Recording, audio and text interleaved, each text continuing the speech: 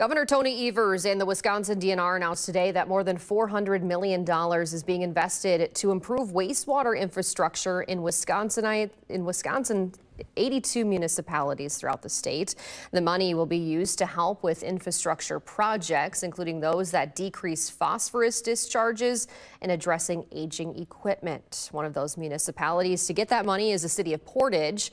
They're expected to get more than $55,000. More than $2 million is principal forgiveness. The rest of the money will be given to the city as a loan with a subsidized interest rate.